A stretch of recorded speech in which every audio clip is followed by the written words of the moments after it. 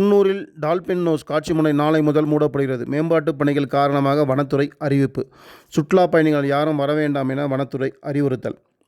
நீலகிரி மாவட்டத்தின் பிரபலமான சுற்றுலாத்தலம் டால்பின் நோஸ் காட்சி முனை நாளை 12/9/2025 முதல் தற்காலிகமாக மூடப்படுவதாக வனத்துறை அறிவித்துள்ளது. நீலகிரி மாவட்ட வன அலுவலர் கௌதம் அவர்களின் உத்தரவின் பேரில் குன்னூர் வனசரகர் ரவீந்திரநாத் வெளியிட்ட செய்திக்குறிப்பில் டால்பின் நோஸ் பகுதியில் சுற்றுலா அடிப்படை வசதிகளை மேம்படுத்தும் பணிகள் மேற்கொள்ளப்பட உள்ளன. இதனால் காட்சி முனை மறு அறிவிப்பு வரும் வரை மூடப்பட்டிருக்கும்.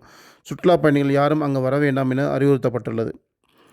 நீலகிரி மாவட்டத்தில் ஊட்டி, குன்னூர், கூடலூர் பகுதிகளில் அதிகமான சுற்றுலா பயணிகள் வருகை தரும் நிலையில் குன்னூரில் டால்பின் நோஸ் முக்கியமான காட்சி முனையாக உள்ளது. இயற்கை அழகை கண்ணுற்று ரசிக்க நூற்றுக்கணக்கானோர் தினசரி இங்கு கூடுகின்றனர். ஆனால் மேம்பாட்டு பணிகள் காரணமாக தற்காலிகமாக மூடப்படுவதாக அறிவிக்கப்பட்டதால் சுற்றுலா பயணிகள் ஏமாற்றமடைந்துள்ளனர்.